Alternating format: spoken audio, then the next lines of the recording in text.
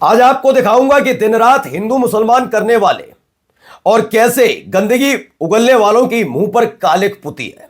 और इसमें सिर्फ हिंदूवादी संगठन के वो लोग नहीं है जो अपनी दिहाड़ी मजदूरी बनाने के लिए मुसलमानों को टारगेट करते हैं। उनकी वजह से मजबूर होकर मुसलमान, चाहे वो प्रोफेसर हो या कोई हो, या तो उन्हें लाइन हाजिर कर दिया जाता है या फिर उन्हें इस्तीफा देना पड़ता है।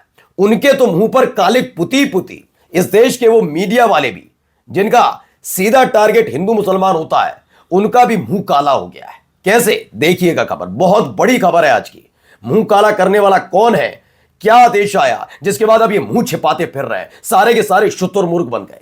दिखाऊंगा आपको दिल्ली वाला जो दंगे वाला मसला था, उसमें भी अब ऐसी ही कुछ स्थिति बनी, क्योंकि वहां खड़े होकर जो मौजूदा सरकार में मंत्री बने बैठे हैं, उस समय वो भड़काऊ भाषण दे रहे थे, उनके खिलाफ कार्रवाई नहीं हुई।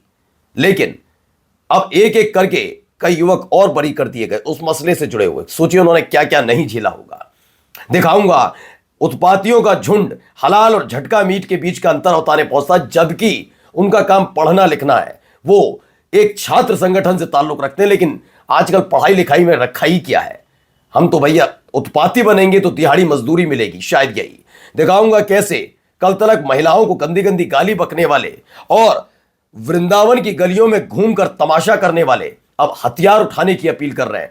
कैसे आज के पत्रकार माइक और कैमरा लेकर बस्तियों में घुसकर अपने ही देश के नागरिकों में रोहिंग्या बांग्लादेशी ढूंढ रहे हैं, जबकि यह काम पुलिस वालों का, प्रशासन का, सरकार का है, लेकिन वो तमाशा कर रहे हैं। उनकी कीमत किन लोगों को भुगतनी पड़ रही है, जरा आंख खोलकर देखना। और दिखाऊंगा कि अब एक और विवादित बयान, नीतीश कुमार ने जिसका नकाब खींचा था उस लड़की पर, उस बच्ची पर, कितना गंदा और घिनौना बयान दिया बीजेपी के एक बड़े के नेता ने। और कांग्रेस भी कम नहीं है, या फिर जेएमएम की सरकार कम नहीं है। झारखंड के मंत्री का बयान था डॉक्टर नुसरत परवीन को नौकरी देने का, अब उससे पलट गए। कई और महत्वपूर्ण खबरें दिखाऊंगा। नमस्कार, मैं हूं प्रज्वल गौतम और आप देख रहे हैं the live TV. The live TV, सच सबसे आगे।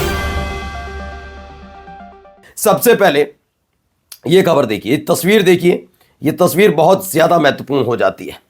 क्या है इस तस्वीर में? बूम की खबर है। Madhya Pradesh, a book allegation of love jihad, force principal of law college to quit. ये एक खबर निकल कर आई थी, और खबर तो आप जानते ही हैं, जिस राज्य से निकले वहां किसकी सरकार हो सकती है। तो ये भाई साहब जो हैं, ये मुसलमान। खबर क्या थी? मध्य प्रदेश से है। धार्मिक आधार पर बुद्धिजीवियों को टारगेट करने की बात थी। डॉक्टर इनामुर रहमान है, 58 साल के, दिसंबर 2022 में इंदौर के गवर्नमेंट न्यू कॉलेज के प्रिंसिपल थे। 1 दिसंबर 2022 को अखिल भारतीय विद्यार्थी परिषद एबीवीपी और आरएसएस की छात्र शाखा, जिनका काम पढ़ना लिखना है, लेकिन उत्पाती जब पैदा ही किए जा रहे हैं तो करते रहो। इनके कुछ छात्रों ने आरोप लगाया कि डॉक्टर रहमान कॉलेज में लव जिहाद, इस्लामी कट्टरवाद को बढ़ावा दे रहे हैं और मुस्लिम प्रोफेसरों का तुष्टीकरण कर रहे हैं। इसके लिए कैंपस में हंगामा हुआ, अभद्र टिप्पणियां हुई, बहुत कुछ हुआ। हिंदू मुसलमान ध्रुवीकरण की दुकान जिनकी ठंडी चल रही थी, भोपाल के कुछ पत्रकार भी इसमें टूट पड़े। लाइव कवरेज के नाम पर आरोप लगाए गए। मध्य प्रदेश के गृह मंत्री नरोत्तम मिश्रा थे उस समय, और रोज सुबह पत्रकारों का दरबार लगाकर इसी मुद्दे को उठाते थे। याद होगा, उस आदमी की भावनाएं बहुत आहत होती थी। राष्ट्रीय मीडिया ने उन्हें खूब कवरेज मिली। 58 साल के डॉक्टर रहमान, उन्होंने इस्तीफा दे दिया। उनके साथ कई 5 प्रोफेसर, मुस्लिम प्रोफेसर थे, उनको भी टारगेट किया जा रहा था। अब कुल मिलाकर यहां पर हुआ क्या? उन्होंने मीडिया से कहा प्रदर्शन करने वाले एबीवीपी के छात्र बिना कॉलेज आए अटेंडेंस की मांग करते थे, बिना फीस दिए परीक्षा में बैठना चाहते थे। जब हमने उन्हें परीक्षा में न बैठने की चेतावनी दी, तब यह षड्यंत्र रचा गया, और आखिर में जाकर देखिए 2024 में सेवानिवृत्त हो गए। पेंशन सहित कई चीजें विभागीय जांच की वजह से रुक गई। अब मार्च 2025 में उनके खिलाफ विभागीय जांच पूरी हुई। 8 दिसंबर 2025 को विभाग ने आदेश जारी कर उन्हें पूरी तरह से क्लीन चिट दे दी है और निलंबन अवधि को ड्यूटी पीरियड मान लिया है। अब मसला यहां नहीं रुकना चाहिए। जिन छात्रों ने उत्पात काटा, उनका गिरेमा पकड़कर घसीटकर जेल की सलाखों में ठूसिए। कम से कम उतने साल जरूर जितने साल इस प्रोफेसर 2022 से लेकर 2025, 3-3 साल की सजा इनको और इनके जैसे पत्रकारों को होनी चाहिए, जिन्होंने तमाशा किया और करवाया। और जो दिन रात ये काम करता था, चाहे वो उस समय मंत्री हो, अभी उसके भी जेल होनी चाहिए। किसी की जिंदगी ऐसे खराब कर दोगे? क्या उस आदमी में बीती होगी? कभी सोचा है? नहीं। आइए, सोचा तो यहां भी नहीं गया। दिल्ली दंगे से जुड़े मामले में 5 मुस्लिम युवक बरी हो गए। दिल्ली पुलिस को कोर्ट ने फटकार लगाई है। जमीयत उलेमा हिंद की पैरवी ने दिलाई कामयाबी। अब आप अंदाजा लगाते जाइए कैसे इनके मुंह पर कालिक पुत रही है, ये किस लायक बच्चे हैं, अंदाजा लगाते चलिए। आगे दिखाता हूं अभी। जिनका काम पढ़ने लिखने का है वो हलाल और झटका ढूंढेंगे। क्यों? क्योंकि उनको पता है इससे ही तो आगे जाकर रोजगार मिलेगा। दिहाड़ी मजदूर सुनिए। इधर आ जा।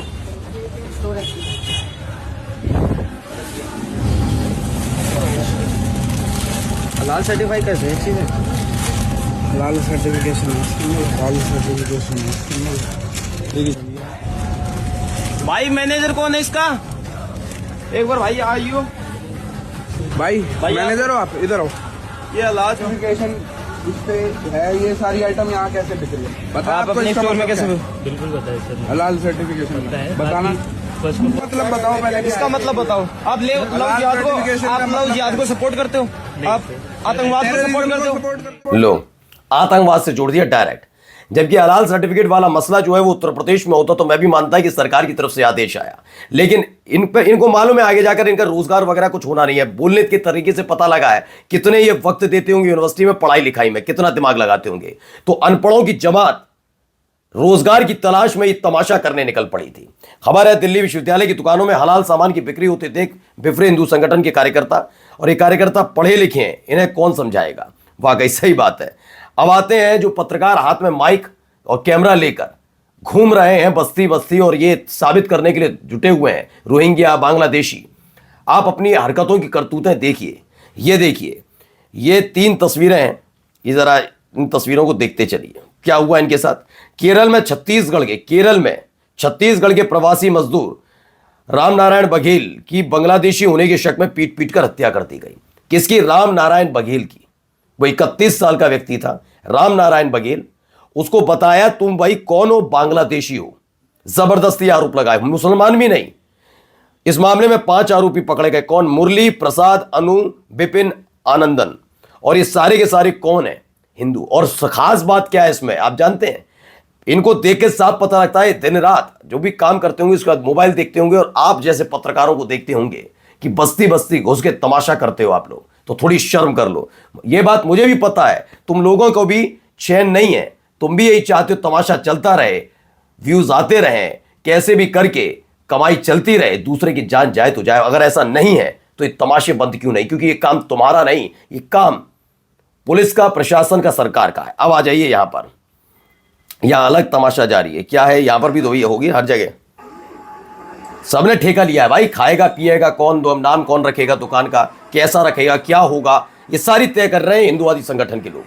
और इनमें ज्यादा कोई इंजीनियर डॉक्टर नहीं है, सारी अनपढ़ जमात के लोग हैं जिन्होंने जिंदगी में कभी कुछ करने की ना सोची ना किया। आप सुनिए तमाशे, देखते चलिए, इसीलिए वीडियो दिखा रहा था।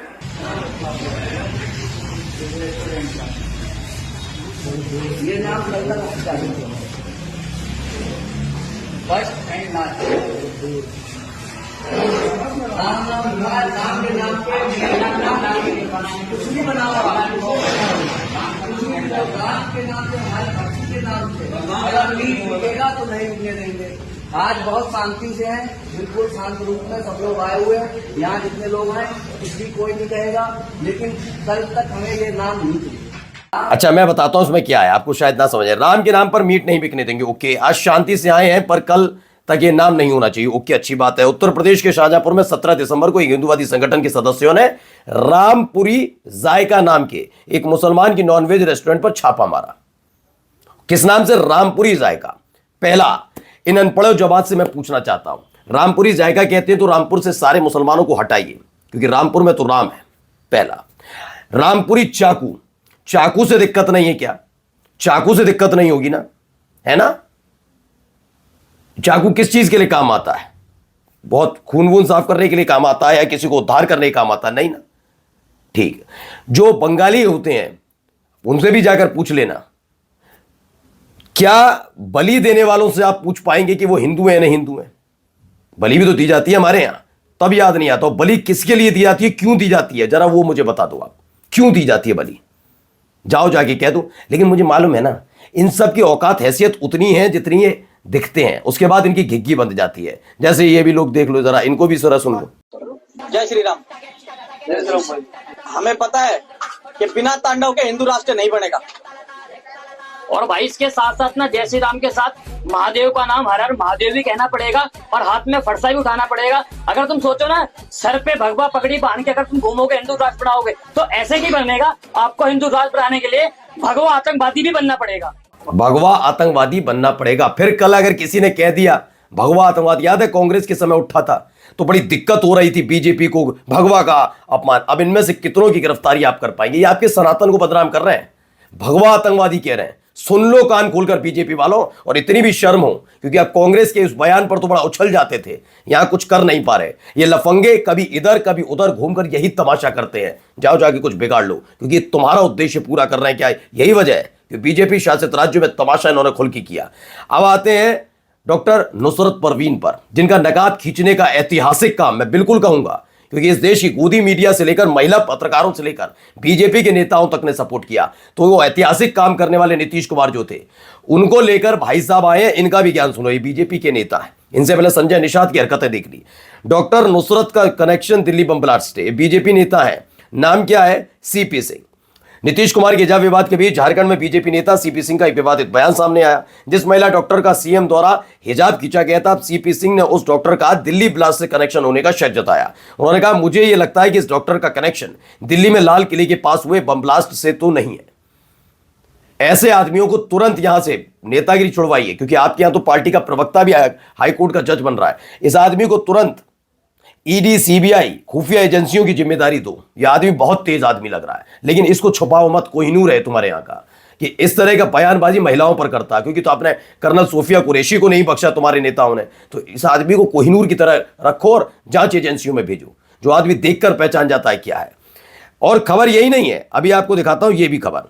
इरफान अंसारी वाला जो बयान था, उसमें इरफान अंसारी के प्रस्ताव पर जेएमएम का बयान आ गया है। क्या बयान है, क्या प्रस्ताव था मालूम है आपको? इरफान अंसारी का निजी मामला हो सकता है, जेएमएम ने कहा।